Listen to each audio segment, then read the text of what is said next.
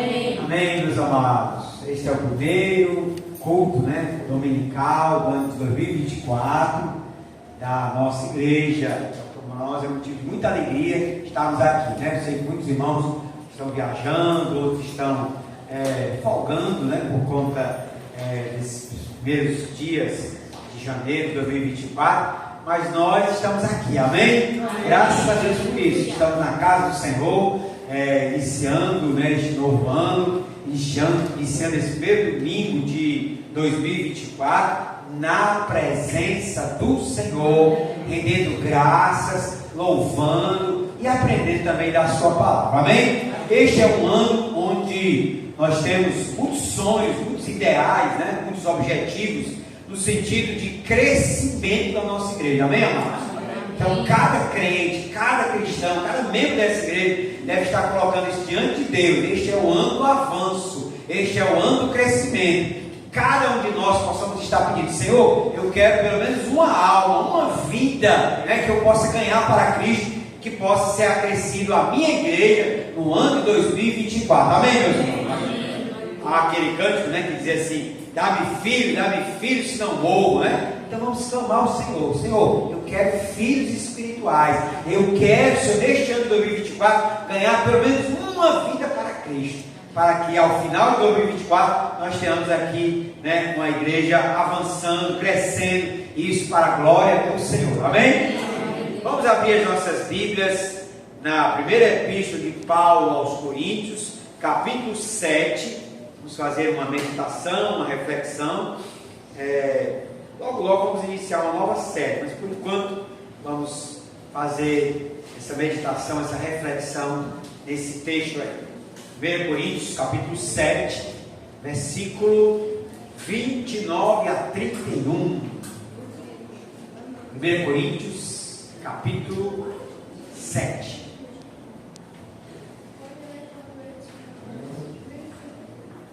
Irmã Cleide chegando, Deus abençoe.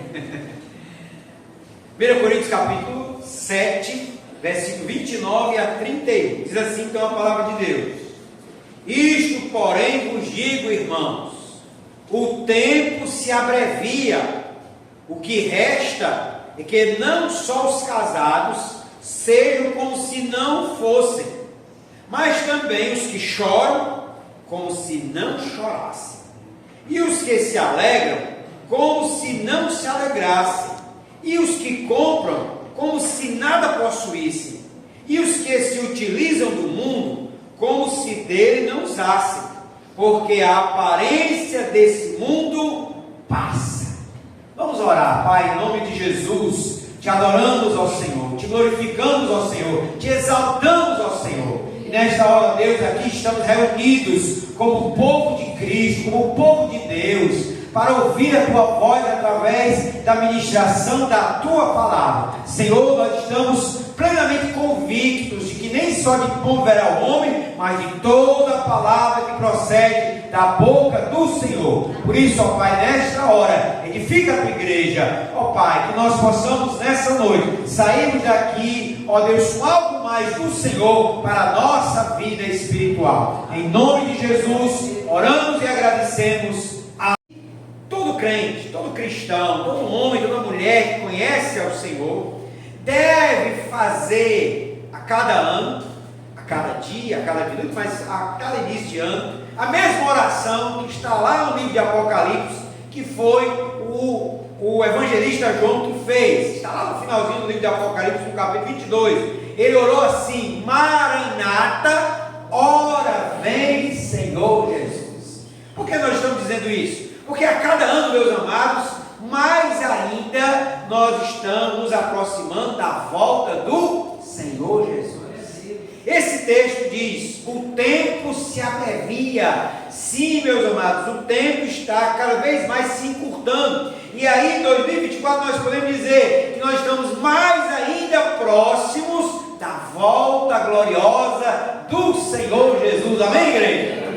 Portanto, cada crente, cada cristão deve manter a cada ano, deve renovar a cada ano, e o início de ano é mais propício para isso, essa expectativa gloriosa da volta do Senhor, ao ponto de poder dizermos: Maranata, ora vem Senhor Jesus. Sim, meus irmãos, nós temos planos, nós temos ideais, nós temos sonhos, nós temos objetivos, muitas vezes no trabalho, na família, nas finanças, na vida espiritual, mas nada pode ofuscar essa expectativa que deve arder no coração do crente, que deve arder no coração do cristão, de saber que Jesus está às portas, de que os sinais cada vez mais da sua vinda se mostram, e nós precisamos estar nessa santa expectativa de que Jesus está voltando, de que Jesus está às portas, e Ele vem para levar o povo zeloso de boas obras. Amém, amados?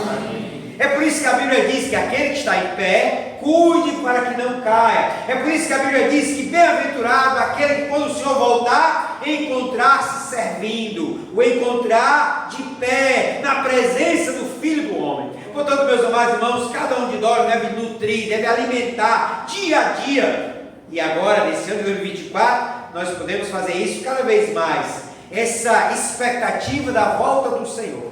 Esse texto, 1 Coríntios capítulo 7, é um texto que muito pode nos ajudar a alimentar essa expectativa. Porque o apóstolo Paulo aqui estava doutrinando, ensinando aos irmãos de Corinto acerca de questões relativas ao casamento, à vida conjugal, à vida de solteiro. Mas ele então abre um parêntese nesse comentário, nessas respostas às perguntas dos irmãos, para falar sobre o tempo que está se abreviando. E aí, a partir dessa ideia de que o tempo está se abreviando, de que o tempo está se encurtando, que Jesus está voltando, que a igreja primitiva tinha essa expectativa, e nós, cristãos do século XXI, precisamos continuar tendo essa expectativa, o apóstolo Paulo então abre um parênteses para mostrar que se o tempo está se abreviando, se o tempo está se encurtando, cada cristão, e aí ele elenca várias categorias, né, de vida cristã, cada cristão deve estar cada vez mais desenvolvendo a sua vida cristã e fazendo com que nada, nem ninguém o impeça de crescer espiritualmente, desenvolver-se, de crescer na graça e no conhecimento do Senhor. Amém, amados? É por isso então que nós queremos meditar nesse texto, porque esse texto é uma motivação a mais para pensarmos nesse tempo que estava se abreviando. E esse texto então, ele contempla cada categoria de cristãos que estão nesse mundo, mas que precisam estar desenvolvendo a sua vida espiritual. Vamos então meditar nesse texto, que se encontra em 1 Coríntios capítulo 7, a partir do versículo 29. E aí então, a partir do versículo 29, Paulo elenca para nós a primeira categoria de cristãos, que ele diz que precisam estar conscientes de desenvolver a sua vida cristã frente ao tempo que está se abreviando e à expectativa da volta de Cristo. Qual é a primeira categoria? Ele diz assim: isto porém vos digo, irmãos, o tempo se abrevia, o que resta, olha aí, o que resta é que não só os casados sejam como se não fossem. Olha aí, meus amados irmãos, que a primeira questão que Paulo suscita no texto é em relação aos casados. Paulo estava respondendo aos cristãos em Corinto sobre a vida conjugal, sobre o casamento, sobre ser casado, ser solteiro e tal. Mas aí Paulo então lembra aos irmãos que o tempo está se abreviando, que Jesus está voltando, que a igreja cristã não vai permanecer aqui para sempre, de que nós seremos arrebatados, que nós iremos ao encontro do Senhor. E aí então ele diz: o que resta é que não só os casados sejam como se não fosse. Alguns comentaristas entendem que o apóstolo Paulo dá instruções acerca do casamento de uma perspectiva muito negativa, ao ponto dele dizer, lá nos versículos anteriores, que é bom que o homem não se case.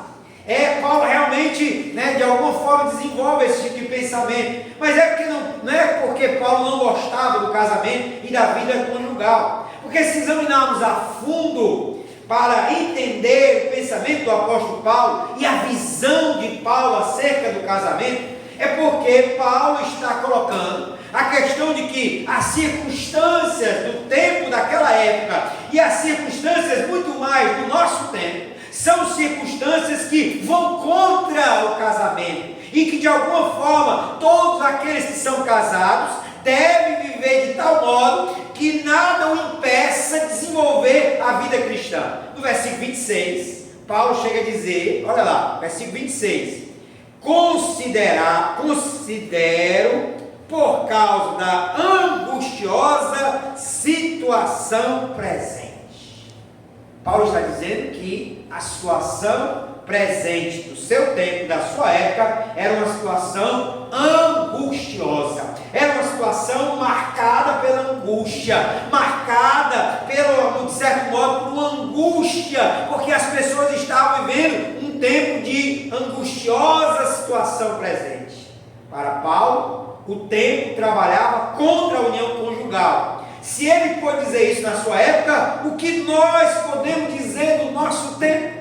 Se Paulo, no primeiro século, já radiografando o seu tempo, dizia: essa situação é angustiosa, o tempo que nós vivemos é um tempo de angústia, é um tempo de desespero, é um tempo de tristeza, é um tempo de angustiosa situação. Se Paulo pôde dizer isso do seu tempo, o que nós podemos dizer do nosso tempo? Nós sabemos que vivemos tempos de extrema angústia. O próprio Senhor Jesus certa vez declarou lá em Lucas capítulo 22 que a angústia marcaria as gerações de tal modo que não somente indivíduos seriam angustiados, mas nações inteiras estariam angustiadas, seriam marcadas pela angústia e pelo desespero. Daí, meus amados irmãos, aqui o apóstolo Paulo, entendendo que o tempo está se abreviando e entendendo que a situação é angustiosa, ele está dizendo aos casados: sejam como se não fossem. O que isso quer dizer? Paulo está dizendo que o cristão não pode fazer com que a sua união conjugal seja um empecilho, seja uma barreira para ele desenvolver a sua vida espiritual. Sim, meus irmãos, é isso que Paulo está dizendo. Os casados sejam como se não fossem, no sentido de que eu não posso estar embaraçado com o casamento, com a minha vida conjugal, de tal modo que isso me impeça de crescer, de desenvolver a minha vida espiritual e estar esperando de pé o Senhor vir buscar a sua igreja. Meus amados, o casamento, ele não pode ser uma barreira para o nosso crescimento espiritual. Infelizmente, quantos homens e mulheres que creram no Senhor, mas que se embaraçaram no casamento, de tal modo, o apóstolo Paulo chega a dizer que quem casa, ele diz lá nos versículos posteriores, ele diz que quem casa não somente se preocupa em agradar o Senhor, mas também se preocupa em agradar a sua esposa, o seu cônjuge. E aí então, quantas pessoas que se embaraçam na vida conjugal de tal modo que não conseguem mais desenvolver a sua vida com Cristo, desenvolver a sua espiritualidade? Eu quero lembrar aos irmãos que a salvação é individual. Eu devo desenvolver a minha vida espiritual, eu devo também contribuir para que o meu cônjuge, para que aquela que está ao meu lado também se desenvolva, mas a salvação individual. Portanto, eu devo buscar prioritariamente para a minha vida espiritual crescer, desenvolver. O meu cônjuge também, aquela que é a minha parceira também, ou aquele que é meu parceiro, deve também desenvolver. Mas eu não vou prestar contas da vida da minha esposa, ou da vida do meu esposo. Eu vou prestar conta diante de Deus, da minha vida.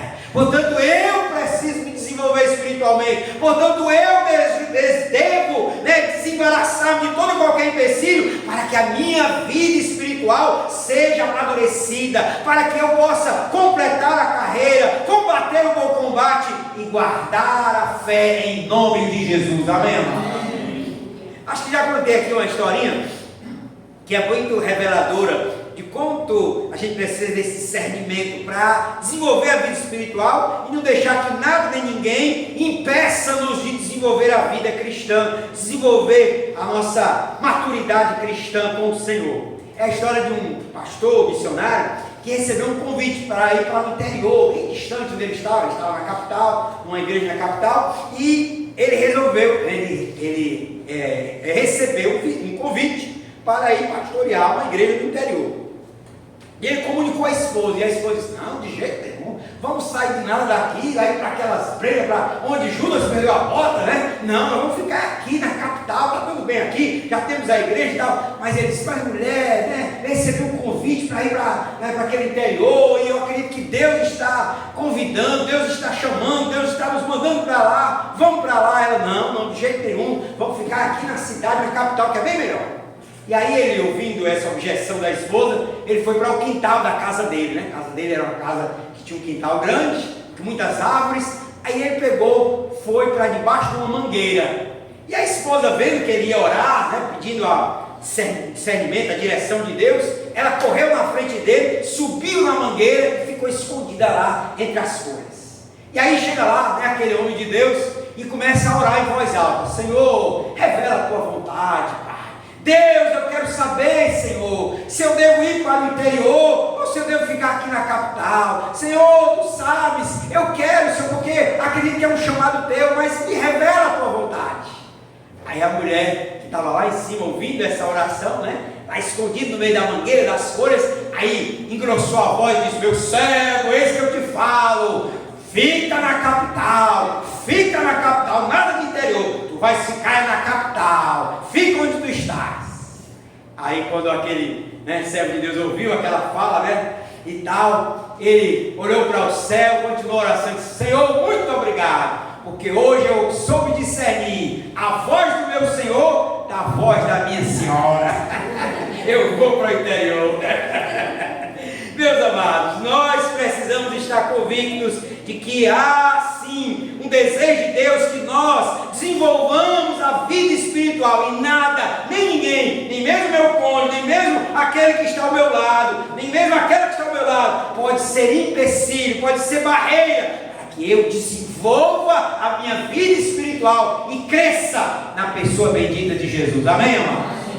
Mas vamos continuar, porque o texto continua, e o texto apresenta uma outra categoria de cristãos. Ele diz assim: mas também os que choram como se não chorassem. A segunda categoria que Paulo faz menção aqui é os que choram. Chorar é humano, todos nós choramos, e a Bíblia até diz: felizes são aqueles que choram, né? Jesus declarou lá nas bem-aventuranças: bem-aventurados que choram, porque serão consolados. Felizes aqueles que não perderam essa sensibilidade de chorar, de poder se sensibilizar pela dor própria, pela dor do outro. Porém, o que Paulo aqui está falando, meus amados, é para um tipo de pessoa que não soube processar as suas perdas. Gente que viveu tragédia, sofrimento, ao ponto de ficar presa perpetuamente a isto. Gente que só sabe chorar, lamentar, né, murmurar, prantear os infortúnios da vida. Gente que ficou presa ao passado de dor, de tal maneira que não consegue mais avançar na sua vida espiritual. Tudo na vida destes se converge ao choro, à lamúria, ao lamento e ao pranto. Gente que ficou traumatizada e por conta dos traumas da vida paralisou a sua vida espiritual. Quem sabe você conhece gente assim? Quem sabe você possa viver essa experiência de ter vivido um trauma, de ter vivido um sofrimento, de ter vivido uma dor, um problema, uma decepção, e paralisou a sua vida espiritual, de tal modo que agora você só sabe chorar, lamentar, murmurar, né, lamuriar, lamentar. Meus amados, nós cristãos não podemos deixar que o choro, que a tristeza, que os traumas da vida nos paralise espiritualmente. Muitas vezes as pessoas creem em Jesus, mas vivenciam algum tipo de trauma, algum tipo de sofrimento, algum tipo de decepção, algum tipo de dor, e ficam paralisadas, e não conseguem mais se desenvolver, e não conseguem dar mais um passo na vida cristã. Paulo aqui está dizendo para esse tipo de pessoa, ele está dizendo: também os que choram como se não chorassem. se o tempo está se abreviando, se Jesus está voltando e é um imperativo na vida cristã, crescemos, desenvolvemos a vida cristã, crescemos na graça e no conhecimento do Senhor, independente do que aconteça, independente das circunstâncias. Nós não podemos ficar presos ao choro e à tristeza, mas vamos crescer, mas vamos desenvolver cada vez mais a nossa vida cristã, independente das circunstâncias, independente do que aconteça. Eu vou crescer na graça e no conhecimento do Senhor. Amém, amados? Aí, meus irmãos, esse texto está mostrando para nós que há muitas pessoas que podem até chorar, mas que o choro, a tristeza, o trauma, o sofrimento, que não paralisem essas pessoas. Por isso o apóstolo Paulo está dizendo: o tempo se abrevia. Portanto, aqueles que choram, que sejam como se não chorassem. Ou seja, você não pode ficar preso ao sofrimento, à dor, à lamúria, à murmuração. Dia desse estava vendo uma senhora psicóloga no Instagram, e ela falando do poder da gratidão, mas também falando de como há um poder na reclamação. E aí ela falava então do que é reclamar, o que é murmurar, o que é lamentar. Quando você reclama, olha a etimologia da palavra, clamar. Você está clamando por aquele problema, você está clamando por aquela dor, você está clamando por aquela experiência, para que ela continue sendo vivenciada na sua vida. Eu tenho um problema, aí se eu vou reclamar daquele problema, eu estou intensificando a vivência daquele problema, porque eu estou clamando novamente. Reclamar. Daí a psicóloga dizia: há um poder na gratidão, porque ao invés de reclamar, ou seja, pedir para que aquele problema se intensifique, para que aquele problema seja vivenciado novamente, que eu saiba agradecer, que eu saiba ver a vida com os olhos da gratidão. É por isso que o apóstolo Paulo disse: em tudo dai graças, porque esta é a vontade de Deus em Cristo Jesus para convosco. Portanto, meu amado, mude o seu olhar sobre a vida, deixe de lamentar, deixe de chorar as perdas, a dificuldade, o sofrimento, a dor, mas saiba agradecer, saiba louvar, porque há um poder naqueles que louvam. Amém, amado? Louvado seja o nome do Senhor. Mas eu vou continuar, e eu quero avançar, porque o texto ainda apresenta uma terceira categoria. Ele diz assim: e os que se alegram, como se não se alegrassem. A terceira categoria que Paulo faz referência aqui é aos que se alegram. Os que se alegram sejam como se não se alegrassem. O que Paulo estava querendo dizer com isso? Certamente que ele não estava proibindo a alegria, pois na Epístola aos Filipenses ele deixa muito claro que nós devemos nos alegrar no Senhor, outra vez nos alegrarmos no Senhor. Porém, aos Coríntios o apóstolo Paulo estava lembrando que os tempos do fim são angustiosos. No tempo do fim há muitos solavancos, há muitas viradas súbitas. No tempo do fim, que está cada vez mais se abreviando, haveriam muitas guerras, fomes, pestilência, perseguição, como nunca houve na face da terra. Por isso Paulo está aqui como que nos ordenando: sim, nós podemos nos alegrar, sim, nós podemos ter alegrias, mas nós precisamos estar alertas e sóbrios, que a alegria não nos iluda num estado de constante felicidade, porque de fato, meus irmãos, os tempos são angustiosos. Isso exige de cada um de nós a sobriedade para encarar a vida de maneira séria, entender que sim, nós podemos nos alegrar no Senhor, nós podemos ter momentos de alegria e felicidade, mas que isso não nos iluda no sentido de que ficamos embriagados com a felicidade e esquecemos que o tempo se abrevia, e que os tempos são angustiosos, e que o Senhor está voltando, e que eu preciso encarar a minha vida cristã com muita seriedade e vontade de crescer na graça e no conhecimento do Senhor. Amém, amados? Queridos, tempos angustiosos, tempos onde o riso e a alegria são temporários. Nós estamos vivendo tempos assim, tempos onde há inversão de valores, tempos onde não reconhecemos mais os valores que estão sendo abraçados por essa geração. Daí o apóstolo Paulo, com essa instrução, está nos recomendando o trabalho na obra do Senhor de maneira sóbria. Avance na sua vida espiritual, faça o trabalho de Deus, envolva-se na obra do Senhor, que cada um de nós possa ser um voluntário na obra de Deus, ao dizer ao mesmo que Isaías, o profeta, disse: eis-me aqui, envia-me a mim.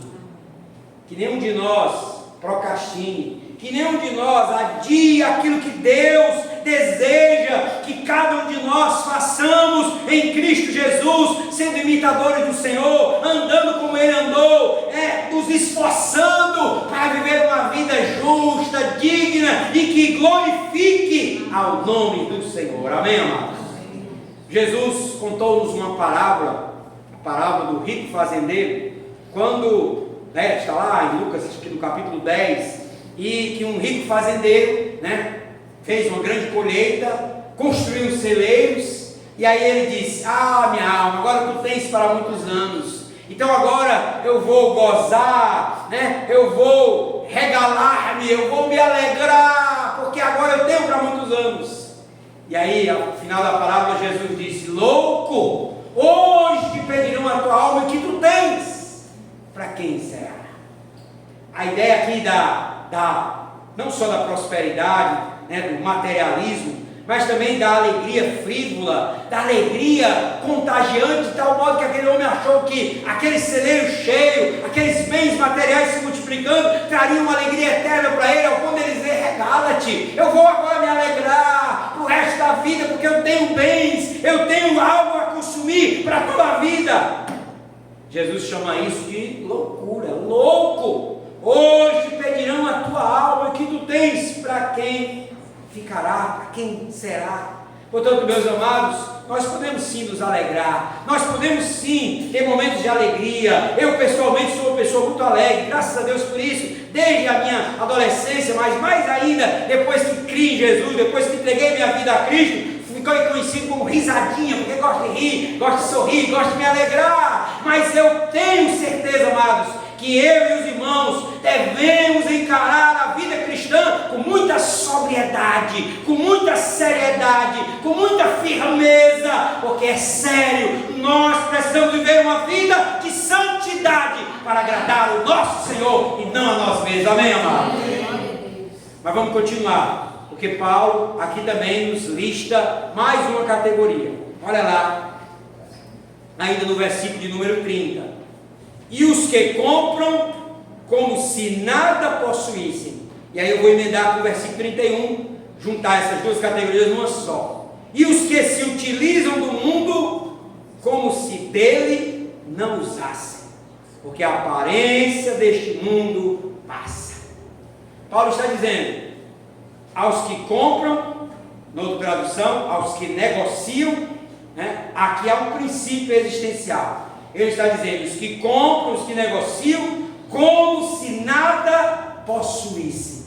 Os que se utilizam do mundo, seja trabalhando, seja estudando, seja se relacionando, seja negociando, como se dele não usassem, porque a aparência desse mundo passa. O que Paulo está instruindo-nos aqui nesse texto? Se o tempo está se abreviando, se Jesus está às portas, eu devo viver uma vida desprendida. É isso que Paulo está dizendo. Paulo está dizendo, como aquele lema do passado de um dos aplicativos aí muito famosos: desapegar-se, desapega. Eu não posso viver preso ao materialismo, eu não posso viver preso àquilo que supostamente me dá segurança, ter um carro, ter uma casa, ter um título, ter um certificado, ter um bom emprego, ter uma faculdade, ter uma boa casa. Nada disso pode me dar a segurança, porque o apóstolo Paulo está dizendo: os que compram como se nada possuíssem. Eu devo viver uma vida desprendida. Eu devo viver uma vida onde há um desapego às coisas materiais. Meus irmãos, é isso que Paulo está dizendo. E ele diz mais: os que se utilizam do mundo como se dele não usassem.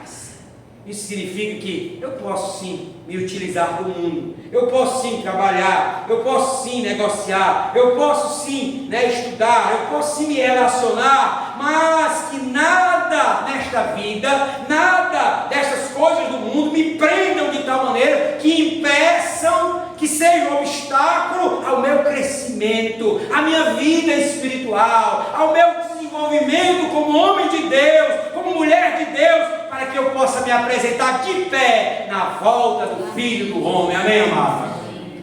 Queridos, quantas pessoas que se embaraçaram, se utilizando do mundo, comprando ou vendendo, e que ficaram presas aos bens materiais, ficaram presas às coisas desta vida. Meus irmãos, deixar um alerta para todos nós. Diz a história que certo boxeador era americano e foi boxear na Europa e recebeu o prêmio.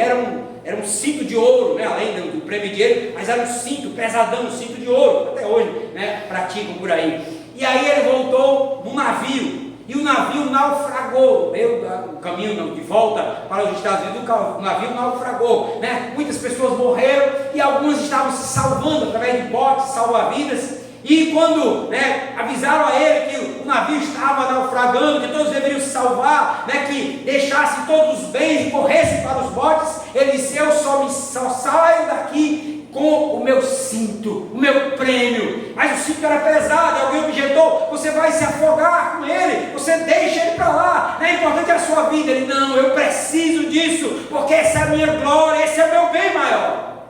E conta-nos a história que ele morreu afogado, porque justamente se apegou ao cinto de ouro, que era aquilo que lhe trazia segurança, glória e a honra humana. Meus amados, essa é uma história que ilustra para nós que nós, cristãos, não podemos apegar às coisas desta vida, porque Paulo está dizendo aqui de forma muito clara, no versículo 31, porque a aparência deste mundo passa, tudo vai passar, mas aquele que faz a vontade de Deus permanece para sempre. Você pode dizer amém? Louvado seja o nome do Senhor. Portanto, meus amados, Paulo aqui está nos ensinando a viver uma vida de desprendimento.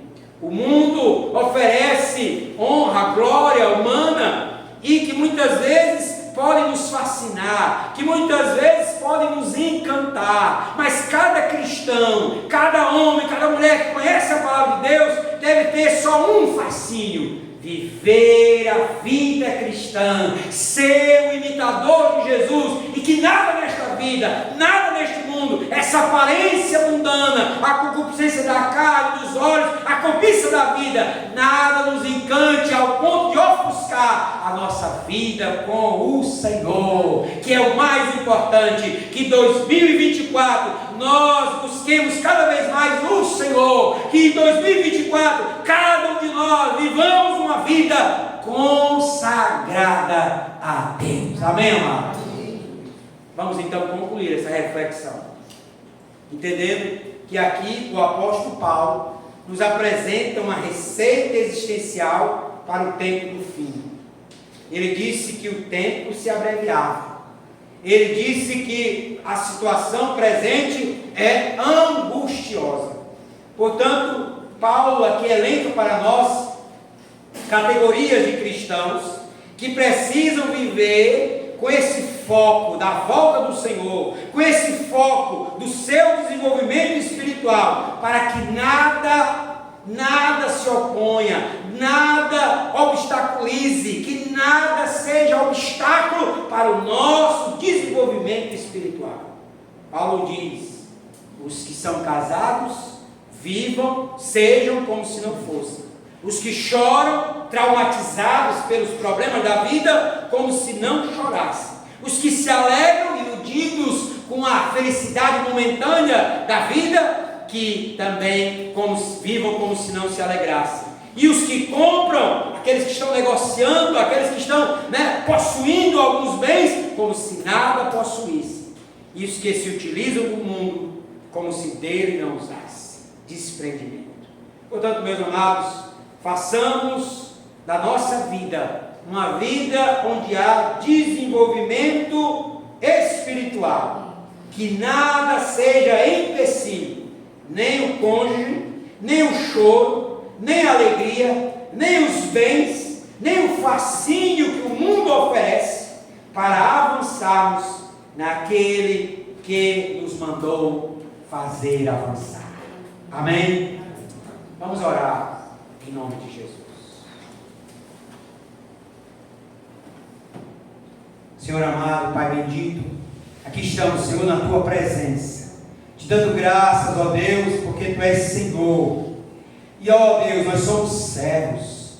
Nós, ó Pai, não queremos que nenhum embaraço desta vida nos impeça de crescer espiritualmente. Pai, nós estamos atentos a esta palavra do apóstolo Paulo, que diz que os casados sejam como se não fossem, os que choram como se não chorassem, os que se alegram como se não se alegrassem, os que negociam como se nada possuíssem, e os que se utilizam do mundo como se dele não utilizassem, porque a aparência do mundo passa. Deus, tem misericórdia de nós, para que, ó Deus, este ano de 2024 seja o ano do nosso crescimento espiritual, seja o ano onde cada um de nós desenvolva a sua vida espiritual. Não, ó Pai, nos deixa, ó Pai, a nos acomodar a sermos nanicos espirituais. Não, em nome de Jesus, nós queremos crescer, nós queremos amadurecer como homens e mulheres de Deus, conhecendo mais o Senhor, conhecendo mais a Cristo e o poder da sua ressurreição.